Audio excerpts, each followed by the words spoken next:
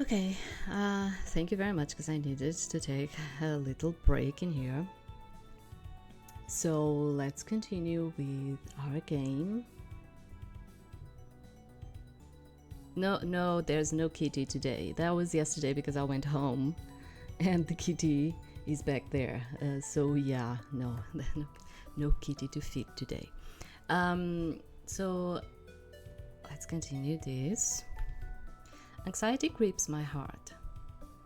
I need to calm down. I know we'll find the lead eventually. I hear a knock at the door, which startles me and pulls me from my worried thoughts. I agreed to meet Michael later, so it couldn't be him. Who is it? I call out and then open the door to see a postman dressed in a well-tailored uniform.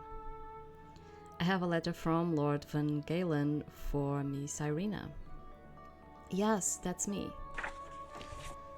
The postman smiles and hands me an envelope. Here you are, madame. Thank you.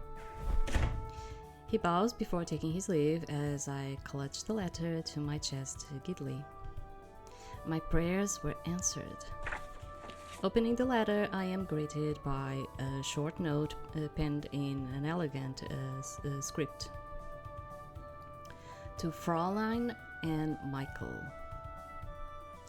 Keldran, without a doubt. I'll keep this short. I found another lead that may assist you with your investigation. The moment I read those words, my breath hitches. My prayers were answered. Keldran is assisting us, and maybe we will be one step closer to completing our mission. I bring the letter closer to my face and continue reading out loud.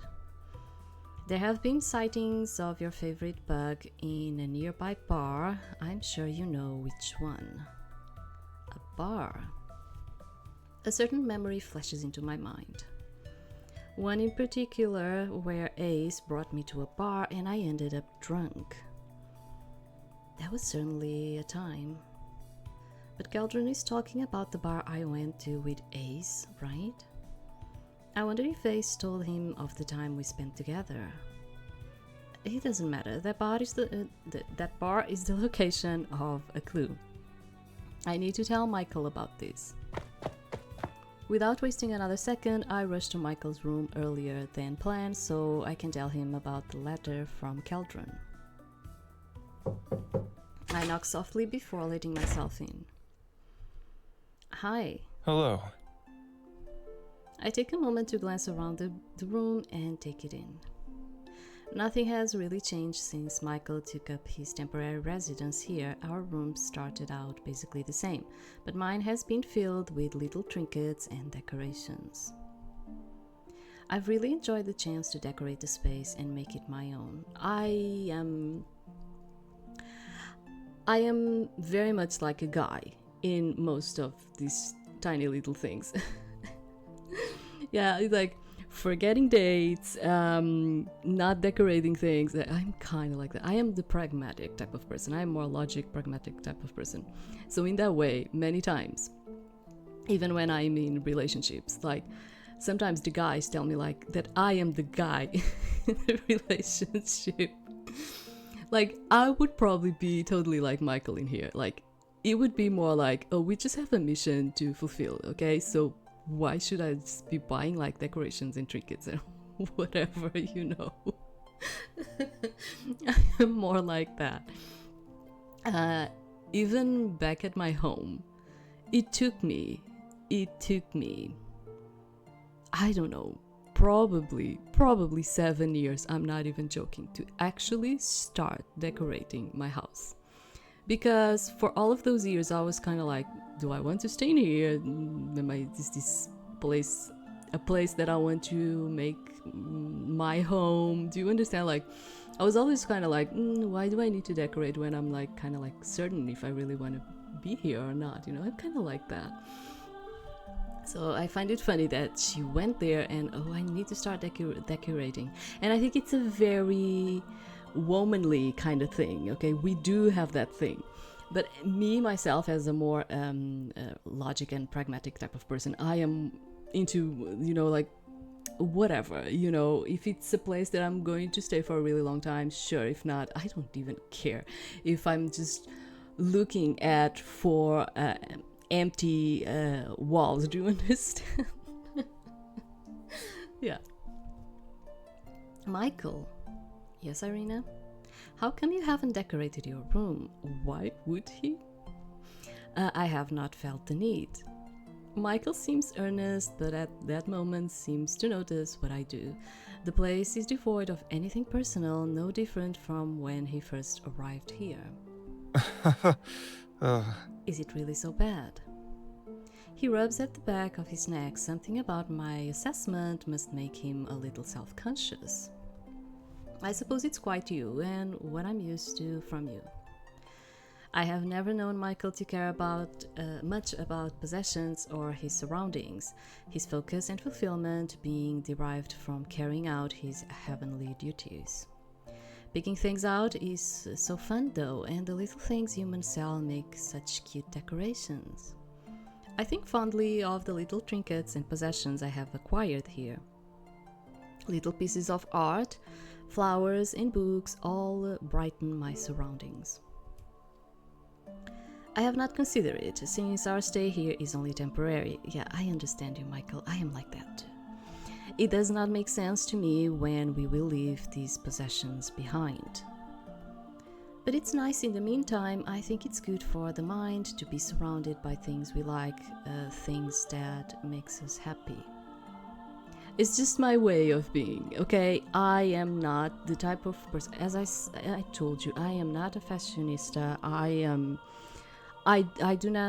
don't do the manicure in my nails, for instance. Do you understand? I am kind of like a tomboy. I don't know how to put it in another way. I just don't. I find them very superficial. Sorry, so not superstitious. Superficial things. Do you understand? I understand people that like to have those things. I think like women look extremely pretty, and it's not that I don't do my makeup. Okay, I do, and I do it in a very, very simple, natural way. I don't like to be kind of like seen, okay? I don't put makeup to be like seen. So for me, it's more like, okay, sure, I dress up, I put some makeup, okay, but I'm not concerned about those things. I think it's more important. There are other things that are more important than actually like being this person that needs to stand out in a certain way, okay? That's my way of being. And it's the same thing with the space where I am. I kind of feel like, yes, it is cozy, okay?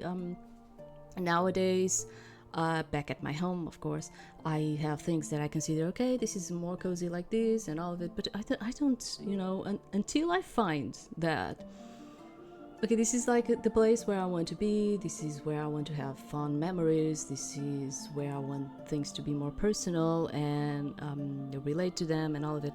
Otherwise, I don't actually care, honestly. That's why I keep saying that I'm more like a guy in certain ways, yeah. That is something I have both here and in heaven. Does he mean me? I can feel a blush rising on my face, and the idea of Michael thanking me so fondly. I guess you're right. I just think it would be nice, even if you don't get to keep everything, you might discover new things about yourself. Is that so? Michael's tone changes, and he seems open to what I'm saying. I think so. I keep finding new things to enjoy here, and then I get to be surrounded by the things that I like so much.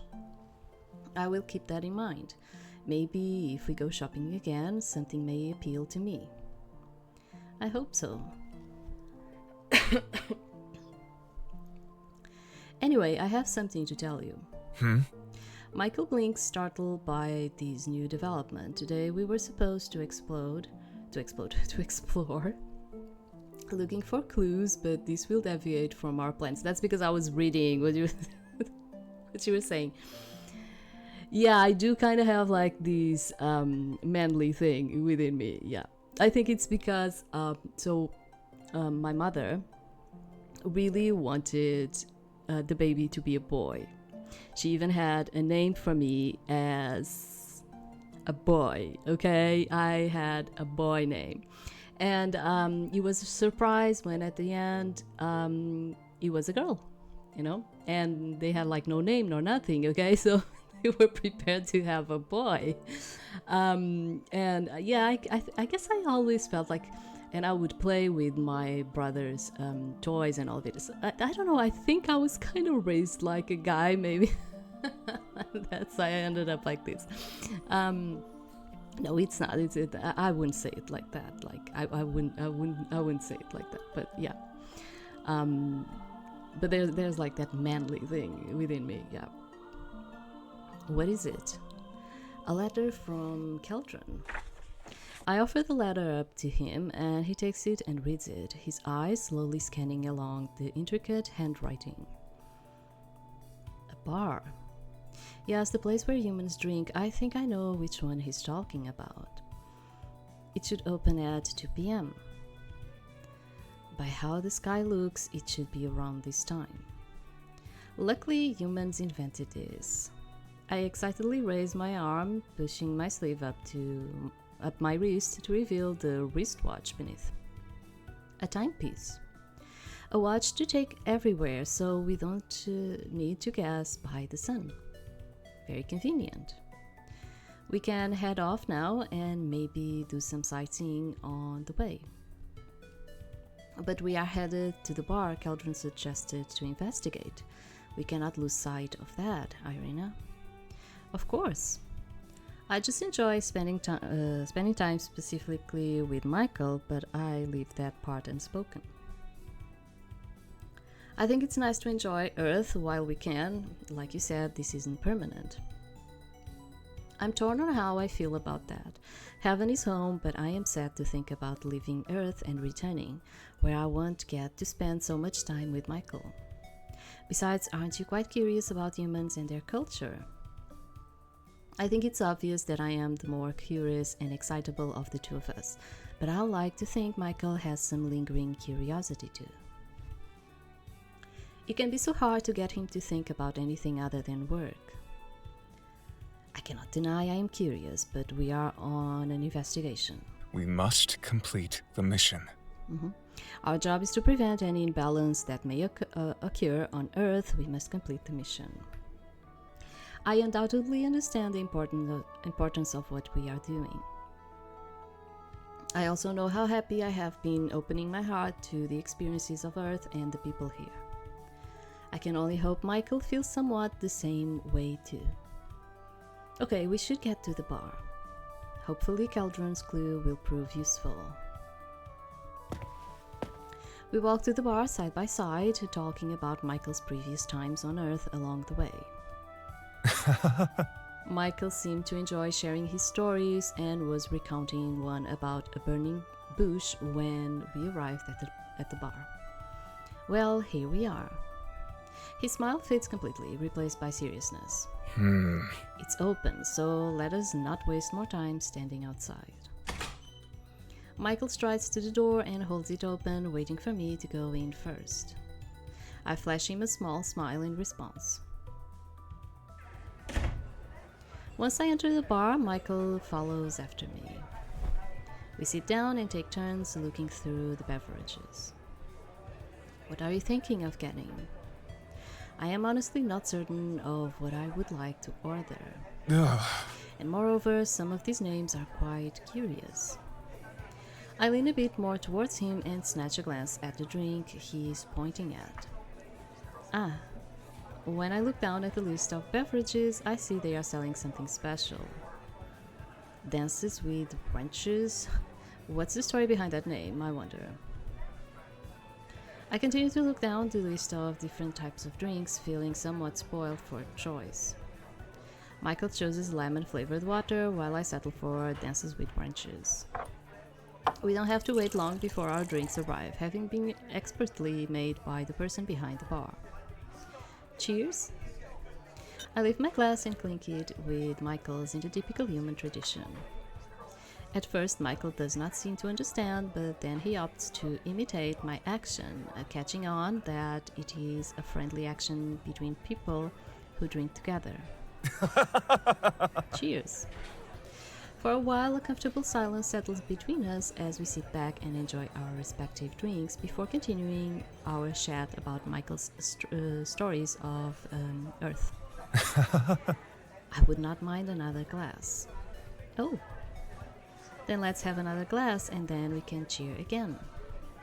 Just as we are about to order another glass, I catch a certain flutter in my periphery. I could have sworn I saw a butterfly just now. I lean in towards Michael and whisper to him. Did you see that? Yes, that was definitely the same butterfly Keldran captured. We have to chase after it. My voice gives away my urgency and I scan the room for the butterfly. I spot it among the patrons. That's... no way, that butterfly is fluttering around Ace? Ace seems very calm, not minding the butterfly's presence as he talks to a beautiful woman. In fact, he seems so calm that it's unsettling. Oh. That Conniver probably has something up his sleeve. Conniver, I don't know how you say it. What that is, though, is completely unknown to us. The butterfly moves from Ace to the woman. Do you think she's involved? No, I sense nothing out of the ordinary from her. But I cannot make out that... I am not certain. I am not certain. Sorry, excuse me. Because I am...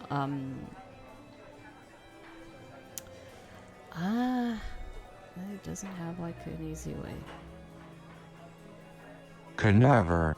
Oh, conniver. Okay, I was like, I was not sure. I already told you that. Like, it's rare for me to be like saying these type of words. So yeah, I forget about them. But I cannot make out that conniver's aura. You think? This matter does not need to be discussed. We should pay and leave now. What? But there is a time and place, Irina. It is simply not now and here. He makes a good point. As good as this opportunity is, we would draw too much attention if we took action. And that frustrates me, the fact that we're so close, yet so far from the answers. We say nothing more as we quickly pay the bill and head out. I wonder if there is a possibility that this is just a coincidence. After all, if the wishes represent human desires, Ace could be responsible for generating a lot of it. Part of me hesitates to jump to the conclusion Ace is a bad actor when he's been so accommodating with me. But what we just witnessed undoubtedly casts some suspicion on him. Ariel? Michael? It takes me a few moments to realize that Michael is addressing me. Ariel? Yeah? I have called you 5 times. What seems to be the matter? Michael's words may seem harsh, but I know well that worry underlies it. As I was saying in the bar, I think Ace might be involved. I concur, Irina. That seems like a natural conclusion, but it requires further investigation to confirm his precise role. We cannot confront him at present. You are right. It makes me sad to think that I had once enjoyed Ace's company, but have now come to be suspicious of him. I'm not sure what to do if I encounter him again. Remain vigilant. I have no doubt you can handle yourself. Michael's faith in me means a lot. But now that I am on Earth, I cannot imagine I will be far from your side. We can remain cautious around the man together. Okay, good. Hopefully we can learn more information about how he is involved. I'm sure we will. We stop in our tracks as we have reached the end of the street, and I realize we have no particular destination in mind. Should we head back now? There is still some time left in the day. Perhaps we could do that sightseeing that you mentioned. Now that we have investigated the lead and furthered our investigation, Michael seems more open to indulging my curiosities. I lead the way, taking us through some of the streets I have yet to explore. As the sun begins to set, we wander off the street and into the park at the heart of town. There isn't much activity around as the day is coming to a close. Groups of children are rounded up by their parents and taken back home. It's not long before we are some of the only people in the park, save for a couple laid out on a picnic blanket staring at the skies. Michael stops in his tracks, looking upon the lounging couple before tracking their sight up to the sky and the stars laid above. I wonder what he's thinking. So ask what he thinks of the couple. Are you thinking about the couple? I find humans' expression of emotion and attachment to be so sweet, but Michael must not be used to it.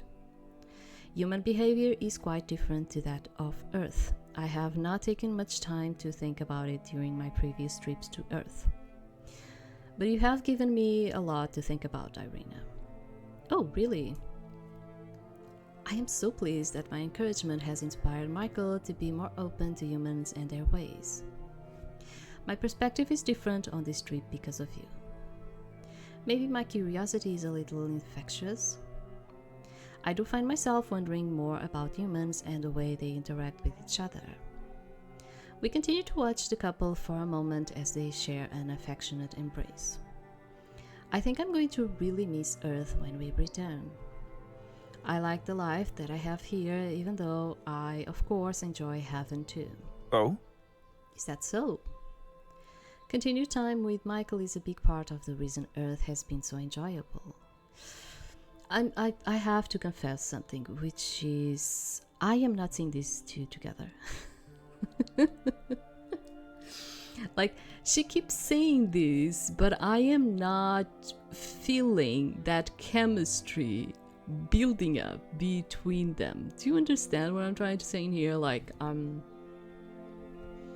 most of the time I feel like she feels more disappointed with him and his personality than actually being like, oh man, I really like this way of being that he has and I'm totally into him, or even from Michael's side, I am not feeling nothing. Like, I am feeling like good camaraderie in here, but not that doki doki kind of feeling going on in here between these two people. Okay? You're feeling it too, aren't you? Yeah. Like, because, he's not choosing a shirt. Oh, okay, I need to be the one choosing. Oh, he's not decorating the house. Oh, okay, I need to be the one. Do you understand? Like, most of the times I've been feeling more like, for me, it's more like she created a fiction inside of her head that she likes him. And then as we are going along and we've been passing time with him, it seems more like she's been disappointing with that image that she created in her mind, actually feeling like, oh, they've been passing such a fun time together on Earth, you know. I haven't been feeling that in any way. Yeah. We never get much time to spend just the two of us without completing some tasks alongside it. I suppose that is true. Michael rests his hand on my upper arm, once more drawing my attention to him. We must make the most of it while we have it. We do. I am so happy Michael also feels that our time here is precious. Though maybe we can make more time for moments like these when we return. I'd really like that. I wonder what else may be different between us when we go back to heaven. Yeah, apparently they actually had a really good time in heaven, like she tending her wounds and all of it, you know, like it seemed more like the two were into each other. But since we've been like playing, it just keeps feeling like she gets disappointed with him than actually like, oh, we've been having fun with each other.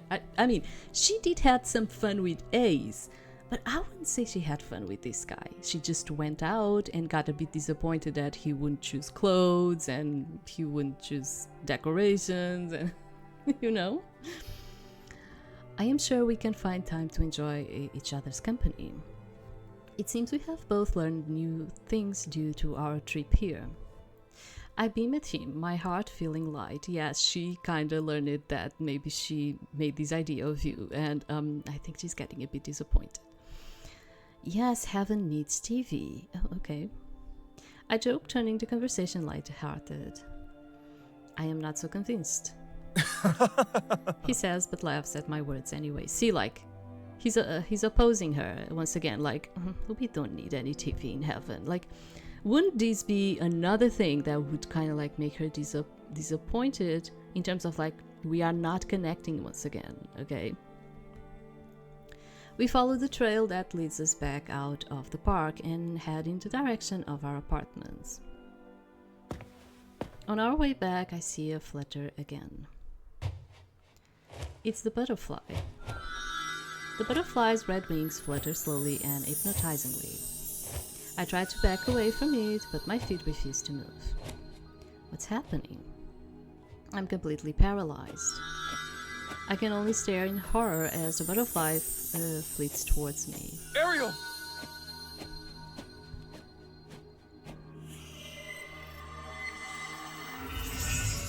Sorry, I think I bumped the microphone in there. I feel numbing pain throughout my body and coldness at my back. What happened? Am I laying on the floor? I push myself up and forcefully open my eyes. Where is this? I look around, confusion hitting me like a spray of cold water. This is heaven, right? I don't understand how I can be here when I'm meant to be on Earth. I walk around trying to block any frantic thoughts as well as figure out what is going on. Something feels off, but I can't tell what it is. I hear a familiar voice behind me. Ariel. He looks better like this. He does. After getting used to my human name being addressed as Ariel is strange, it's then I look down and notice I am back to being an angel. I could swear I was on Earth with Michael. Are you alright, Ariel? Me? Michael chuckles, his voice much like music. Who else would I be talking to if not you? Right. Michael isn't helping my confusion. I was looking for you, actually. For me, did you have any work you wanted me to do? No, I was simply wondering if you would be willing to accompany me. I am on a break right now. I also have a very important matter to discuss with you. Okay. I accept his offer with slight hesitation, unsure of what it will lead to. Let's go, Ariel. The feeling that something is off won't go away. I still don't know what it is, though. Okay, let me check, because I don't know the next one. Okay, do you feel off? I can't keep it to myself any longer, so I turn to Michael and ask him directly. Michael, do you feel like there's something strange happening? Incorrect. What kind of question is that? Of course there's nothing strange happening. If anything, you being here with me makes me happier. His response does nothing to remedy the uneasy feeling lodged in my heart, even the way he is speaking is so unlike him. But I have nothing else to go on, so I guess I'll go along with it for now. We leave his office and wander into the hallways of heaven, which are deserted except for our presence. Suddenly Michael pulls me in so that our chests are nearly touching. With one hand holding my own and the other around my waist, he glides across the marble halls. There is no music playing, but we move gracefully without a single misstep. Was he always so good at dancing? I feel his body against me, feel his strong hand at my back, hear him chuckle as he guides me. See, like, I think this Michael is the Michael that she created in her mind. He seems a lot more appealing, more agreeable, more appealing, more into romancing her. My heart beats faster. I want to relish in his warmth just for a little while. Ariel. While we are dancing, he calls my name, bringing me out of my thoughts. There's something I want to tell you. He stops dancing and stares at me. I feel both uneasy and elated under his golden gaze. Sunlight chooses that moment to land on Michael, wreathing his golden hair in a natural halo, as if he wasn't already breathtaking enough. I'm entranced. We are so close that I can feel his breath, and his face is the only thing that my eyes are willing to see. Instinctively, I raise my hand and caress him. I can feel much warmth. What's going on? Michael leans into the palm of my hands. Ariel, I love you. Upon hearing his confession, my hand twitches and my expression falters. Michael seems to notice. Do you not feel the same? I trail off as I can't bring myself to answer him. However beautiful he was, however much his words shook me, however much I wanted to return these words, something was off. You will make me embarrassed if you continue staring so deeply, Ariel. That's because you... Just then, I see something in my periphery. The nearby tree has a couple of withered leaves that were not present a moment ago.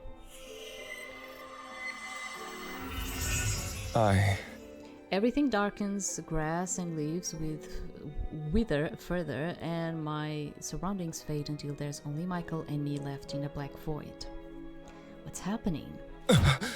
When I turn to see Michael, he looks as if he had been injured. I see no visible injury, though his expression makes me feel even more confused and rather unsettled. Michael.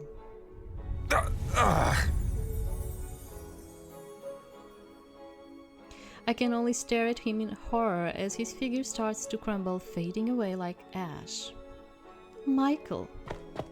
Once I recover from my shock, I run as fast as I can over to him. By the time I reach him, his body has already disappeared. Instead, I see a butterfly. A butterfly with crimson wings. Suddenly, all of the strange mannerisms I saw from Michael made sense. Have I been talking to that butterfly this entire time? Yes. That guy was the Michael that you imagine in your head. And honestly, I do not feel that the Michael that we have in real time it's exactly the same way that she's kind of like imagining him. Because he seemed very agreeable and very more into the gentle, romantic type of guy. And Michael is more unattached. The butterfly, as if teasing me, flutters around me before flying away. Wait. I try to chase after it, but it disappears into the void. Where did it go? Ariel! At that moment, I hear a voice call out to me. That voice... Michael, where are you? I gaze around frantically, trying to find the direction his voice came from. The voice calls out to me, this time louder and clearer. Ariel! It's coming from above. I'm here, Michael. I reach out with outstretched fingers towards the sky. Darkness gives way to light, a light so blinding and strong that I'm forced to shield my eyes.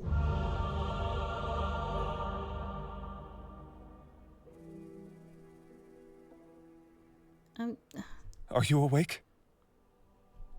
Michael must be with me as I come to. I hear his voice completely normally now. Caught by surprise, I shoot up only to groan in pain the second I move. I stumble, shocked by how weak my body is, but thankfully Michael catches me in an instant. Ariel! Thanks for catching me. He feels so strong, so warm, I no longer feel any chills. I'm definitely no longer with a vision or whatever just afflicted me. I look around and take in my surroundings. I am no longer on the street, but I am currently in Michael's apartment instead. He took care of me, of course he did. I smile and relax into Michael's soothing embrace. Seeing that I'm fine and appear to be regaining my strength, Michael breathes a long sigh of relief. I was worried that you might... Michael trails off, clearly not wanting to finish his sentence. Did he think I was going to die? He holds me a little tighter at the thought, but appears to be trembling. Whatever Michael witnessed as I was in the butterfly's vision has him shaken and worried beyond belief. Are you okay? You look a little pale.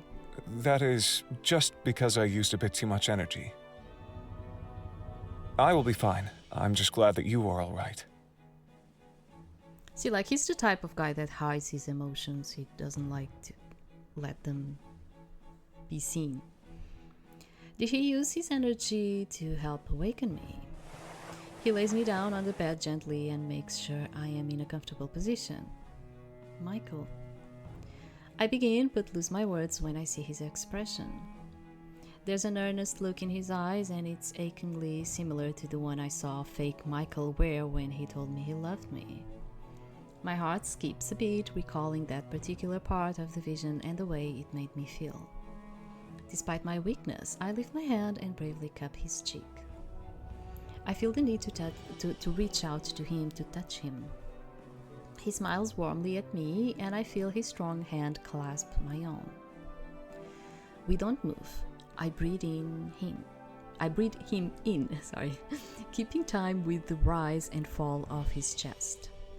We both seem overcome with emotion as we stare into each other's eyes. I realize I'm happier than I've ever been, and I dare to wonder if there is more to this than just friendship. The way I feel about him feels so weighted, particularly now. Are we sure we can do this? Hayden, sorry.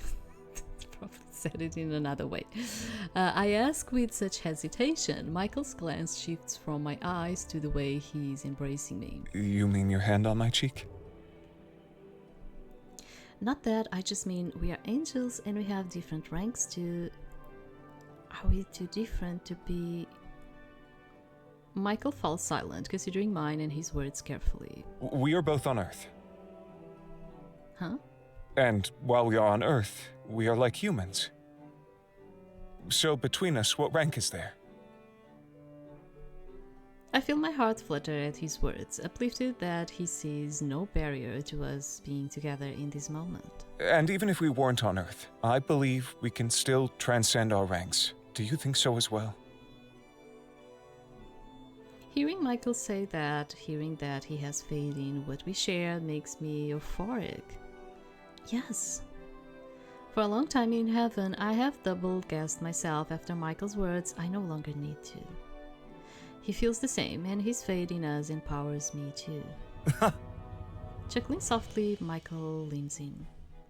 The distance between us closes, and my heart beats like a drum. Oh, great.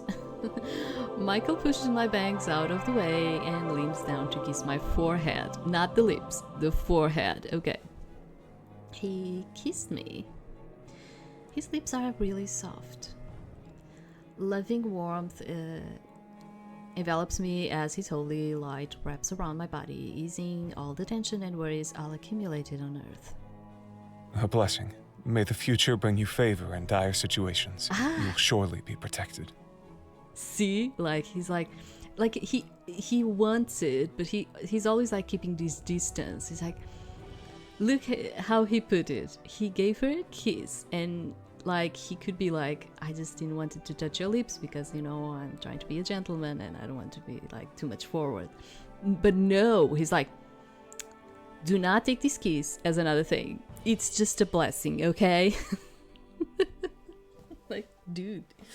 Okay. I take this blessing with gratitude. To receive a blessing from Michael, nothing could make me happier. He's still your boss, kinda like that. It speaks volumes about the way he really feels for me. Yeah, you are a subordinate. He's just blessing you. Bless you, my child. Like a priest. Okay. His feelings, which he seems to have realized upon thinking he may lose me. Michael. Yes, Irina. I'm curious to know if my suspicion is correct. When did you realize how you felt? I smile at my own clumsy way of approaching the situation. Perhaps I have known for some time, but had not been able to put a description to the feeling. They are getting babies just by that kiss. That's how angels work, right? Oh my god. Michael takes a deep breath and sighs. Upon fearing the worst had come, I knew I could no longer keep the way I felt inside. Were you to never know? I squeeze Michael's hand tighter, trying to dissuade bad thoughts and feelings from creeping in. I'm glad you told me. As am I. We talk softly for a while. Michael is more relaxed and than I'll ever seen him, and he listens to every word I say with a smile. The time passes so quickly as the sun sets before we know it. You should go back now, Irina. Please get some rest. You never know what tomorrow will bring us. I hesitate, not wanting to really leave, but knowing I should get some sleep. All right, thank you so much for taking care of me, Michael. If I may. Irina, there is nothing that brings me more joy to my heart than watching over you. He still keeps like that position of like, you know, I am an angel, you are an angel. I think he's still keeping it with every sentence that comes out from his mouth. I blush at his earnest admission. The affection will still feeling new and heartwarming. It has been a rather sudden shift in our dynamic. It has. Because, like, he can continue being the Michael that she knows, the Archangel, and just acting like this, giving a blessing, saying, yeah, I worry about you and I want to protect you, you know, and that doesn't actually imply or means that he's totally into her. I'll see you tomorrow. Yes. Yes, rest well, Irina. You too, Michael. Back in my own room, I lie on my bed, thinking about everything that happened this afternoon. I can't sleep yet, my heart is still pounding from my afternoon with Michael. The general who I've been healing for centuries. The Archangel who was 3 whole ranks above me. The man who I love. It feels strange to truly acknowledge, but I can no longer deny it. And it seems Michael couldn't either. I don't know. Girl, honestly. I touch my forehead where he kissed me and recall his words. I can't believe we both feel the same way.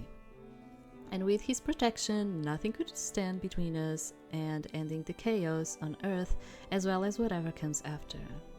I look forward to tomorrow with fervor and close my eyes. That night, I dream. There is darkness all around me like a cloudless, star-deprived night. It feels exactly like when the butterfly had entrapped me yesterday. Feeling frustrated, I walk forward, hoping to find a path to escape this place. Then I see a butterfly. It flutters in front of me, beckoning. I reach out to touch its crimson wings, but it flits out of my reach and flies off. I need to chase after it. A sense of anger and urgency fills my heart as I run after it. I need some answers. Eventually, the shadows fade away into a beautiful garden. I heave a sigh of relief, glad to be back somewhere recognizable. But the relief doesn't last long.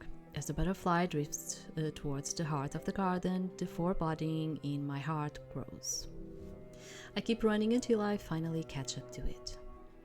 When my fingertips touch its wing, it disappears. The sight that greets me afterward freezes me in place. No way. What is this? A huge, mangled cocoon shudders before me, pulsing with energy. I feel sick just looking at it. What is this? Am I having a nightmare? Whatever it is, it's dangerous. Ooh. Princess. What's a nice girl like you doing in a place like this? Ace approaches me, his grin never leaving his face. Ace, what's going on? What is that thing behind you? Oh, this? It's not as scary as it looks. In fact, it's something you can help me with. Nothing about this looks nice, it makes my skin crawl. I can help you with anything if I don't know what's happening, Ace. You have to tell me, please. This, my life's work, my magnum opus. This bad boy can fit so many butterflies inside. Butterflies, you can see them. My suspicions start rising as I think back to the bar and how butterflies seem to hover around Ace, how Michael could not make out his aura. Before my horrified eyes, the butterflies, which had been hovering around the cocoon, start pulsing in tune with it and sinking into its dark flesh. These ingenious little things help build the cocoon. Each one is made up of a base desire, forbidden wish, since they are my specialty. Each wish makes the cocoon stronger. Won't you be so obliging as to give me one too? I don't understand. Why are you doing this? What do you get from this? He's probably like an incubus. Yeah, he's probably an incubus. That's why he's in her dream. Because heaven has been screwing with us for too long. All their rules, their stuck-up views of the world, it's holding everyone back. It's holding you back, Irina. Mm-hmm. Once this thing goes off, you'll be free to do whatever you want. Just make a wish and you'll have your dream life here on Earth. My life on Earth has been some of the happiest moments of my life. The cafes and bars, going shopping, just learning about humans and trying new things. But none of it would have mattered if Michael wasn't there to share the experience with me. Girl, I don't think you had like that type of fun with him during those experiences, but yeah, sure. I think you are misunderstanding something, Ace. Huh? Misunderstanding? How so? I don't need to make any wishes. I am happy already. Even if I'm not living on Earth, I know that I'll be happy. Oh, really? And how do you know that for sure, Princess? A certain figure pops into my mind and I picture his warm smile that he shows only to me. Warmth fills my chest and I can't stop a smile from tugging at my lips. I just know I have faith.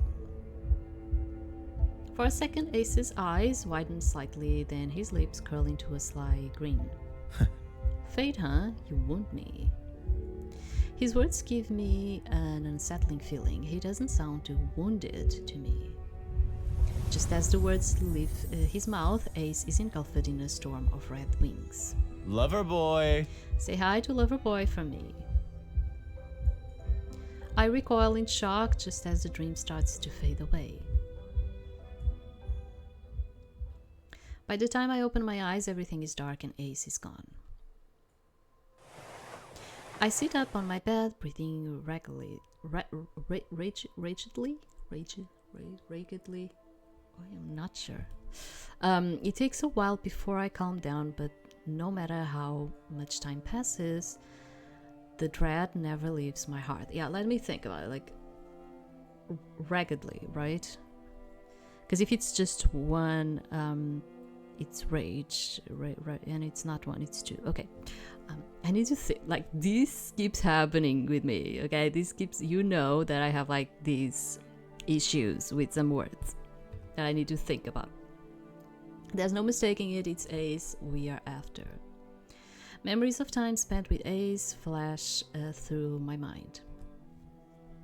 Yeah, I keep having like these issues because like I like to think it in a way which is like the phonetics of it. But for me, your English phonetic is just a mess. Okay, it's a mess because sometimes you open, other times you close the vowels, and sometimes you say it in a way, and other times like it's messy in my mind. Messy. In the time we spent together, he seemed so kind and open to my angelic nature. But clearly he had ulterior motives. Regardless, there's no excuse for what he's doing. I still feel like I'm missing something important. I replay the dream in my mind again. The first thing I see is Ace greeting me before the vile cocoon he was making. I hear him dramatically explain how the evil thing worked, but the scene is not complete.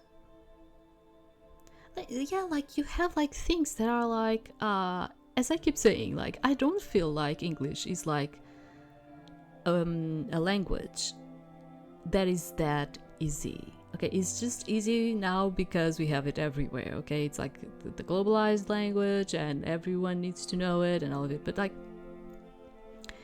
for instance, you have like E. Sometimes you say E, other times you say E. Like you don't have like an established way of saying certain things. Sometimes it's messy.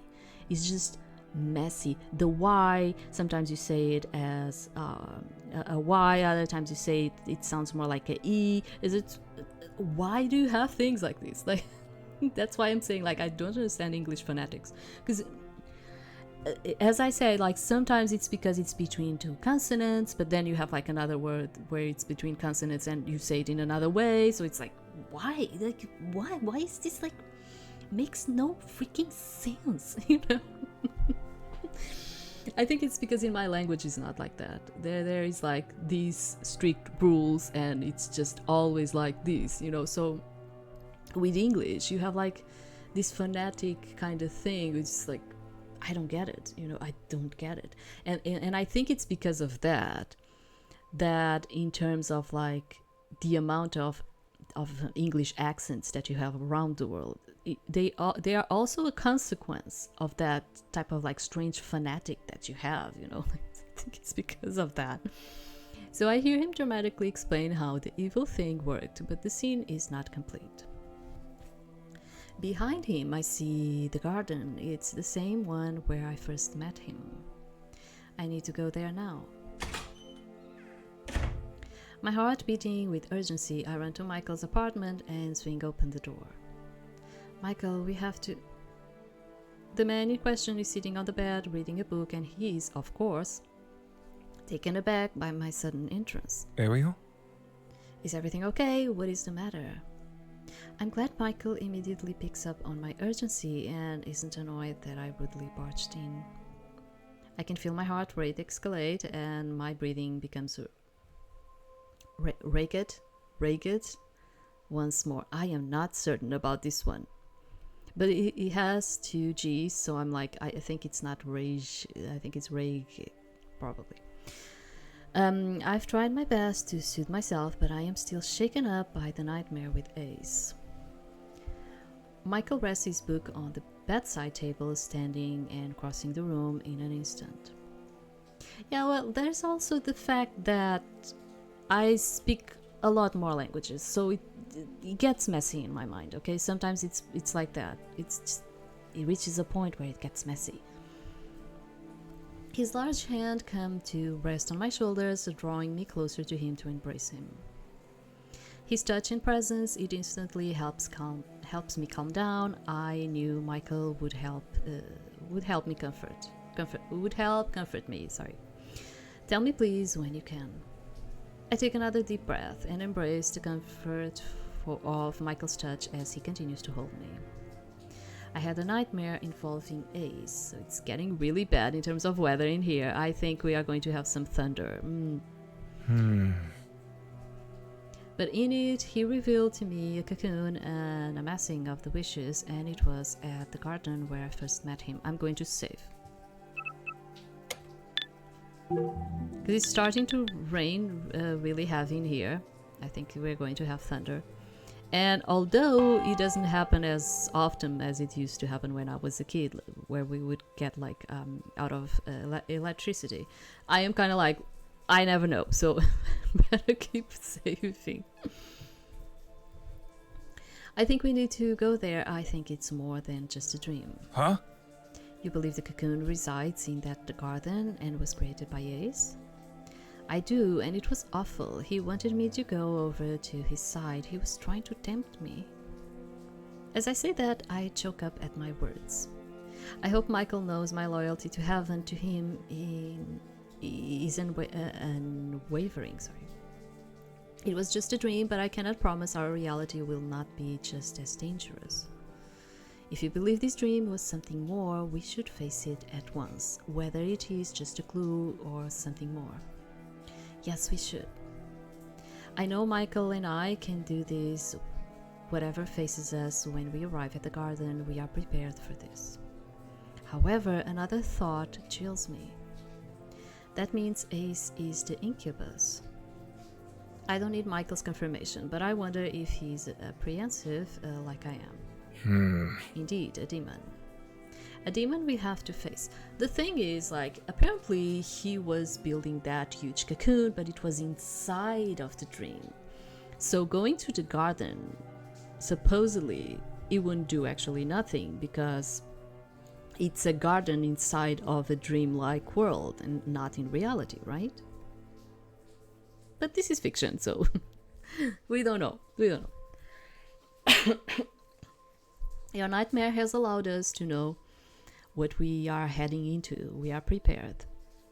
We've got this. Michael takes a hold of my hand and gives it a squeeze. He seems calm, collected, and determined, but filled with reassurance and love. We have. Are you ready? Of course. Always, Irina, let's go. With Michael's hand in my own, we dash to the garden as fast as humanly possible. The entrance to the garden seems normal, but as we venture deeper, I can feel a palpable, unsettling air. It feels the exact same as what I felt in the dream. The sensation is very unpleasant. You can say that again. Our voices are no louder than a whisper. My hand tightens around Michael's. I feel his large hand squeeze mine back. Yeah, I am already getting like thunders in here, yeah. In August, right, yeah. I don't know what's going on. I think it's like some kind of a thing going on in Europe right now. So yeah, since like the beginning of the week, we've been having like lots of rain and all of it. Like, I don't know, but in terms of weather. But there's something going on in Europe right now. I don't know what it is, what type of like tempest or whatever is going on, but it's been like this week, although we are in August, yeah. I will protect you. Don't worry, Irina, I will protect you. I smile back, reassured. I know he'll keep me safe if things go wrong. The unsettling feeling grows stronger the closer we get to the source. It doesn't take us long to find the cocoon. Just like in the dream, so they actually found it, okay. It's as ominous as I remember it. It's unnaturally large and has an unsettling aura that makes my hair stand on end. Is this the cocoon you were talking about?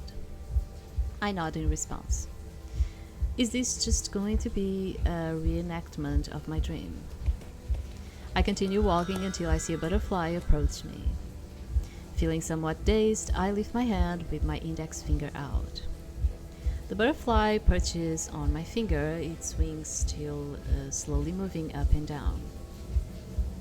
Do you like it? This voice. Azazel? Michael's voice is calm but deeper than usual. Azazel? Wait, isn't his name? Took you long enough. Oh. Silence, demon! Michael looks grim. I have never heard of Azazel, but from the sound of it, he must be a fallen. Okay, it's like it's the comb in there is not in the correct place. Okay. I glance at the man across from us, still finding it hard to not see him as Ace. Why are you doing this? I'm sure you know the repercussions of your actions. Ace chuckles, his voice laced with a mocking undertone. Hmm. Me, I was aware from the beginning, Princess. Now let me ask you a question. Since when did you care? What do you mean? There wasn't a time we didn't care.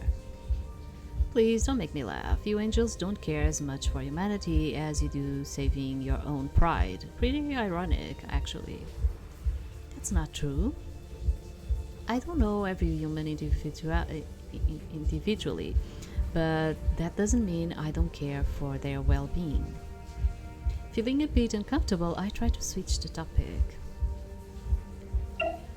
I don't know. Is it worth it? Okay.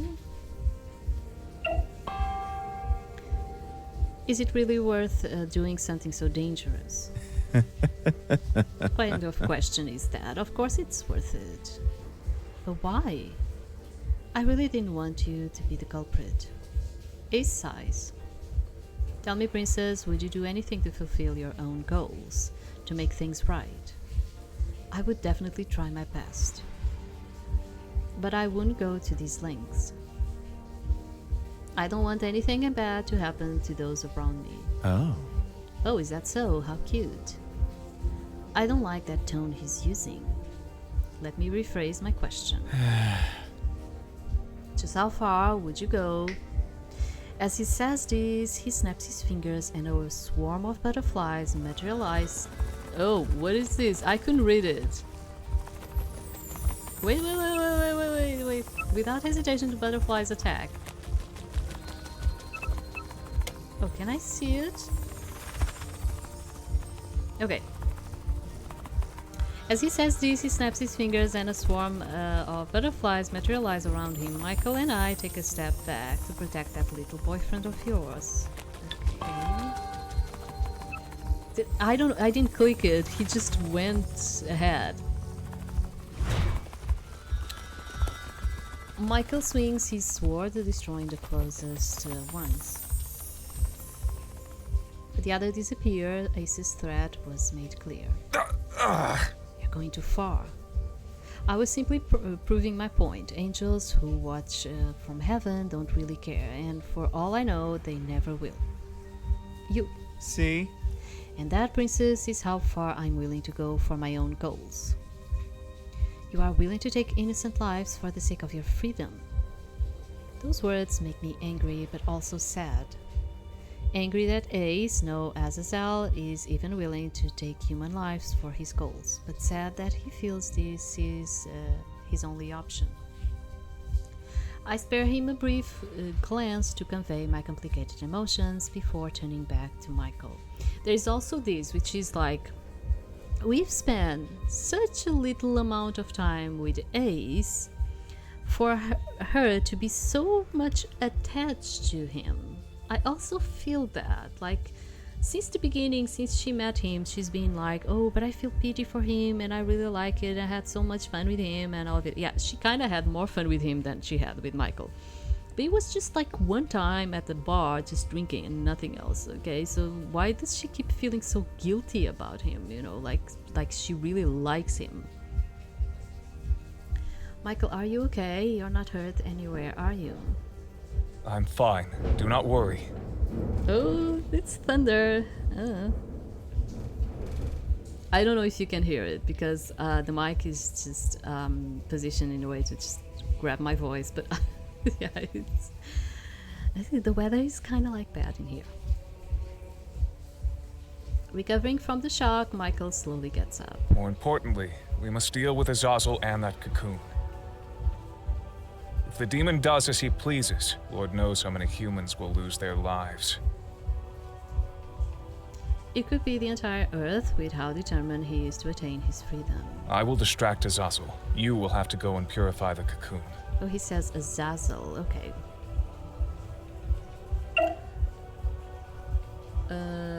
Leave it to me, okay. I'm a bit worried for Michael, but this is why we came to Earth in the first place. Taking a deep breath, I face Michael and nod. Alright. Michael's expression softens at my resolve. Take my sword and go. I will distract Azazel. Will do. Just then we hear Azazel's voice. Are you two done talking? Because if you are, I would like to get this little show on the road. So either scram or enjoy the finale. As if we would leave and let you get away with this monstrosity. Yeah, really sorry for the stereo here, you know, but it's raining cats and dogs, how you say it. And it's thundering outside and all of it, so. This has gone too far. So, you're saying you care for humans you don't even know? Yes. As much as I care about maintaining balance, I care for the lives of humans. Azazel seems a bit taken aback. Is that so? I glance over at Michael, but he either doesn't notice or isn't fazed by Azazel's tone. If you do not believe me, that is fine. But understand this, demon. I will not even need my full power to deal with the likes of you. A bright light surrounds Michael's briefly, intense enough. Oh my god, why is this like pressing? Why?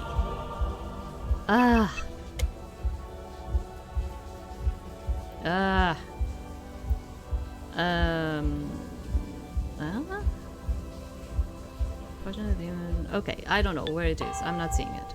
As it fades, I gasp in shock when I feel the gentle flutter of his radiant wings. He's returned to his archangel form.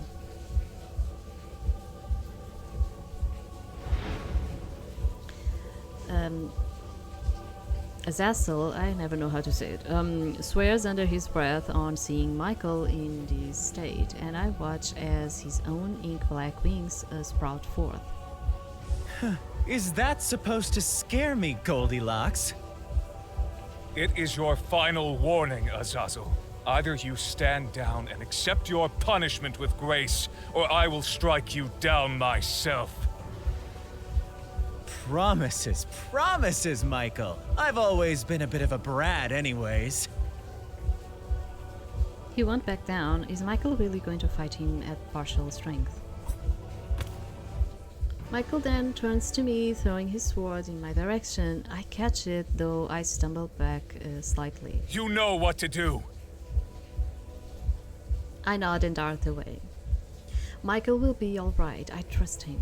You're really just gonna throw your sword away like that? I would like to think that I can, at the least, hold you back without relying on a sword. Really now? Well then, try your worst. I hear the flapping of wings and sharp footsteps behind me as I make my way to the cocoon. Thankfully, Michael is diverting Azazel's attention, so I reach the cocoon safely. Now that I'm close, I can see a visible miasma washing over the cocoon in a haze of demonic smoke. Well, in my language, how I would read it would be like Azazel, not Azazel. We would put like the accent in another syllable, so we wouldn't say it as the way you say it. I have to take a deep breath to calm myself down.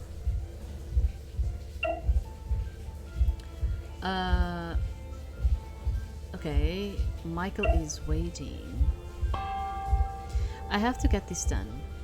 I can't let Michael's fight be in vain. Once again, I grip his sword tightly. We'll get through this together, we'll go back home together.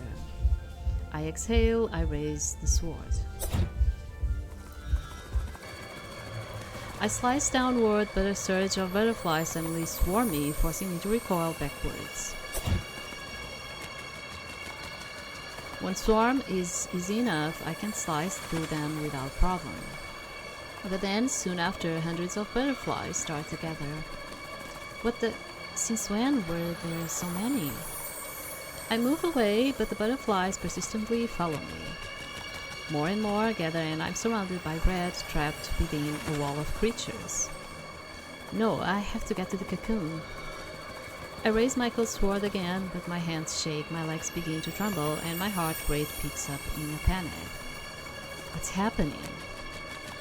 I fall to one knee, using the sword to support myself from completely falling as I pant for breath. My heavenly grace. I'm falling. These butterflies are trying to corrupt me. They are sucking away the Lord's light. No. I won't fall here. Whatever it takes, I'll destroy the cocoon. What that will mean for me and Michael, what that will mean for the world, it's too much to bear. Fueled by anger and determination, I force myself back up. It takes considerable effort. My limbs ache the more I push them, but I get to a point where I can stand up again.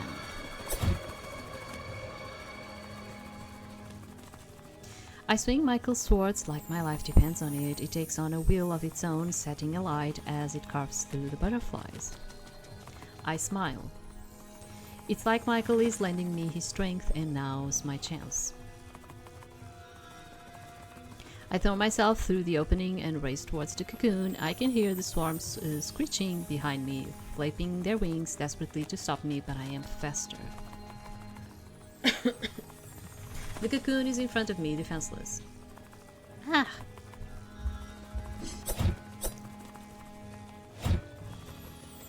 I slice through it with Michael's flaming sword. Cocoon falls apart, leaving only a small node of darkness reminiscing of a portal. Is that a gateway to hell? Maybe that explains why I felt so thoroughly unsettled upon seeing it. With its host destroyed, the darkness doesn't last. It fades away in silence along with the last butterfly. I stay where I am, trying to steady my breath. Wow. For a second, the only thing I can hear are my heartbeat and my struggle for breath. I can't believe I've done it, that I've destroyed a portal to hell. I'm about to throw my hands up to celebrate like I've seen on TV when Michael's face flashes across my mind. I should get back to Michael. He doesn't need to face Azazel alone any longer. When I come back, they are still in a heat of their fight. How long has it been now? Are neither of them exhausted? Enough! I scream desperately. Azazel and Michael finally notice me. Michael takes this moment to finally knock Azazel to the ground and pin him down. The battle is over. Azazel looks up at Michael with a furious glare, the first time I've seen an emotion other than cockiness or temptation on his face. Are you finally done with these, Azazel, or would you still like to continue? Michael's voice remains very neutral. There is no trace of mocking in it. Over my dead body. Once Azazel says that, I can't help but feel a pang in my heart. I slowly approach the two. I purify the cocoon. My voice comes out more flat than I intended. Ace turns to me. I don't think there's much you can do at this point. Azazel remains completely silent. You're not going to say anything. Do you want me to say something? His voice is soft, laced with a wry hint. If you ask me, I find it a bit surprising. I thought he would be really angry, but maybe he's exhausted himself fighting Michael.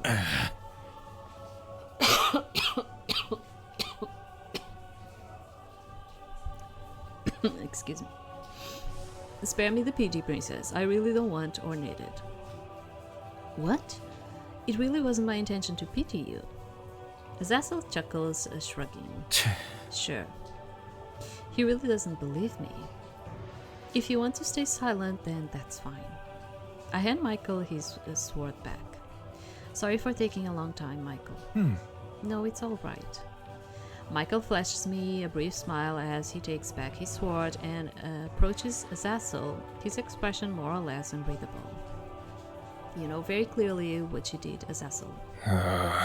This is your punishment. You will be sent back to Dudael permanently. With those words, Michael rearranges his grip on the sword and it slowly starts to glow. I want to avert my eyes because I don't want to see how Azazel looks right now. But I keep watching, almost painfully aware that I am a big part of the reason he's like this. Just when Michael is about to send Azazel, a voice rings out. Michael, hold it. Both of us turn around in surprise. Keldran, what are you doing here? Michael seems just as surprised to see Keldran here as I am. Once he recovers his composure, he sighs. Are you trying to stop me, Keldran? As a matter of fact, I am. A short while passes while the two glare at each other until Michael finally lowers his sword. Were you aware of what Azazel was doing? If we did not stop him, many lives would have been lost. Many thanks for stating the obvious. Of course, I don't intend to let him go scot-free after what happened. Well, I am glad we are on the same page in that regard.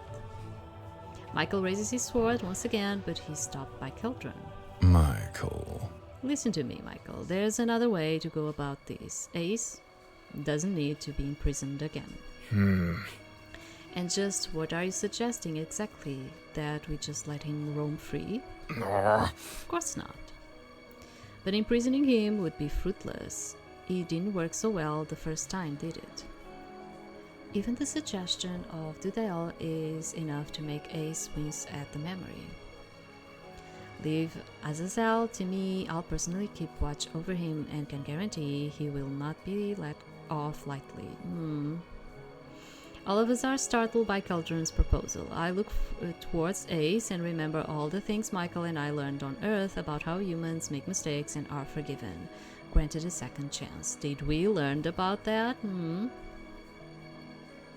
Michael, I think we should let Keldran take him. What? Think about it. Lucifer's threat is gone for now, and Keldran's proven that we can trust him. We give second chances and mercies to humans all the time. Why not give one to Ace as well? Do I get a say in this? Quiet, Azazel. Believe me, you and I are going to have words later. Ace loses his teasing demeanor, seemingly coming to realize the effect his actions have truly had on Keldran. Something about the way these two talk. Oh. Michael looks between the two of them, deep in thought, before he regards me. Are you sure, Irina? Yes, completely. Keldran, are you absolutely confident you can keep this one in check? Undoubtedly. Keldran, if you are absolutely certain about this, then I entrust the demon Azazel to your care. Ace seems relieved that he will not be punished heavily, but Keldran seems to be more conflicted despite asking for this resolution. You are so totally enjoying this, aren't you? Ace. Right. Shutting up for now. Sometimes I feel like there is some kind of thing between these two. If I catch one word of Azazel causing trouble, he's going straight to Dudel. Am I clear? Crystal as always, Uncle, now if you don't mind. He motions towards Ace's chains with an expectant glance. Michael seems reluctant, but with a wave of his hand, he frees Ace from his bonds, save for the ones around his wrists. Go before I change my mind. Keldran gives a little bow before grabbing Ace and guiding him away from us. This reminds me of something. Barcelona, 88. Fool, that was Madrid. You're thinking of Verona. What? Like, totally different places. What's going on here? Ace's attempt to lighten the mood between the two only seems to work somewhat, but Keldran acquiesces slightly. I wonder why I didn't notice before. I think Keldran is going to keep a good eye on Ace and then some... Oh man, I have been watching way too much TV. Yeah, I don't know if there isn't something going on between those two. Keldran spares a glance backward and makes eye contact with me. I can't tell for certain, but he looks almost relieved. I nod at him with a smile, which he returns before taking Ace away. I am still not certain about all this.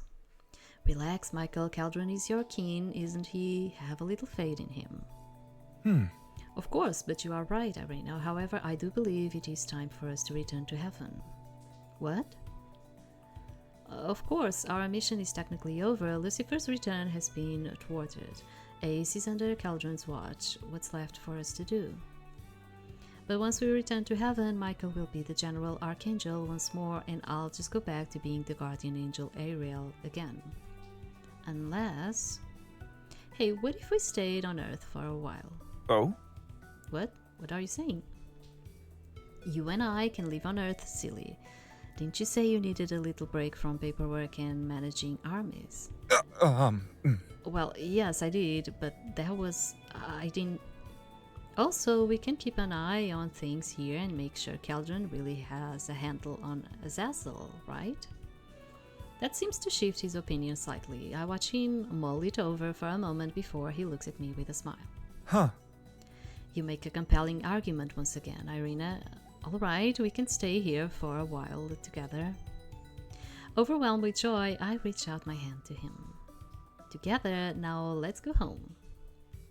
Laughing, Michael takes my hand and we head back to our apartment. Our mission may be over, but our life on Earth, that has just begun.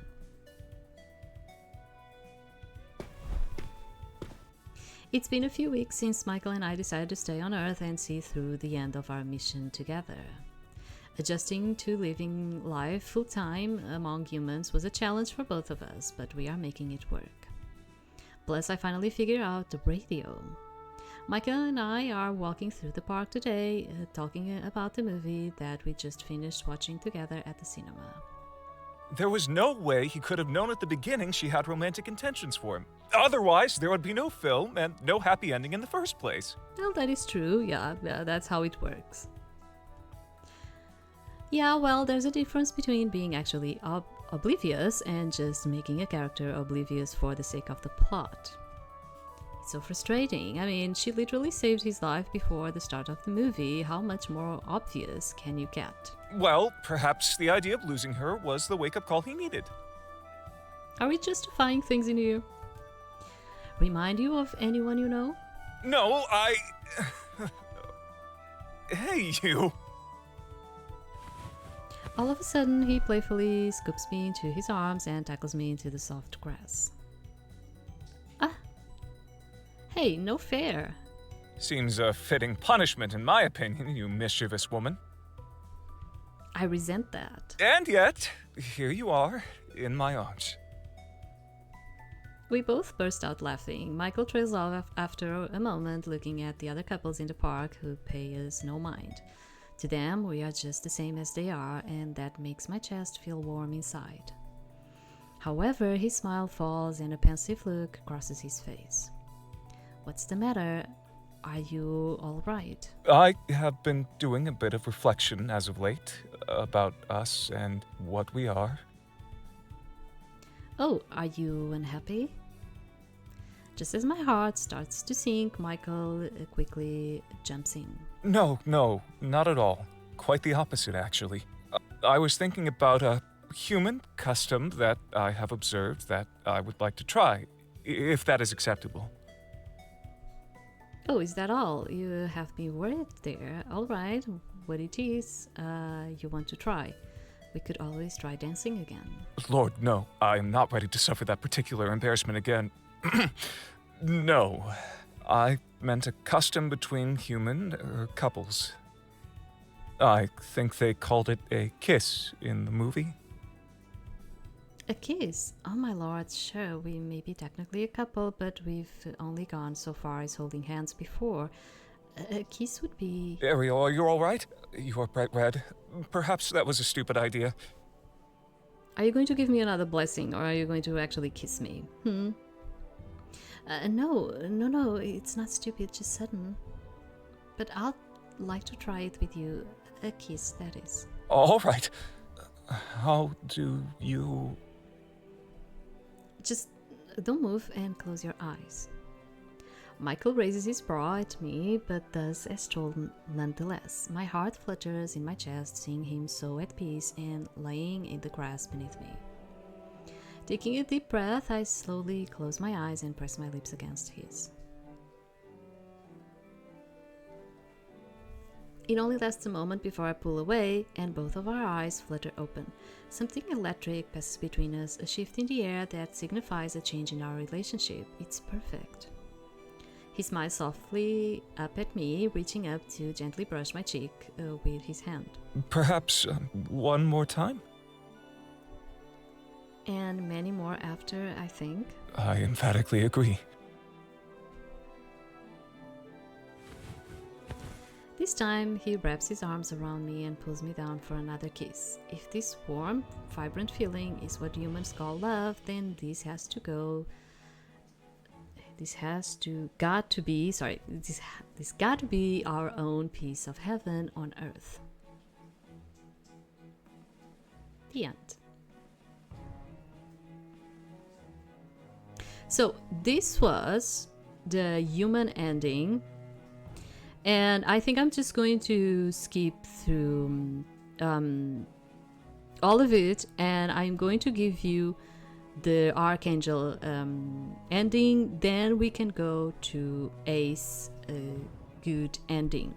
There is also a bad ending for Ace, but I don't think I'm going to do that one. Okay, I might just skip it and do it for the achievement for myself, but that's it. Okay, then all of the rest we don't have access because it's DLC with Keldran. Okay, so I'm probably just going to get us the ending for the Archangel, and then we start Ace's good ending, which I'm also going to skip the things that we probably already saw. Okay, I'm going to skip those two.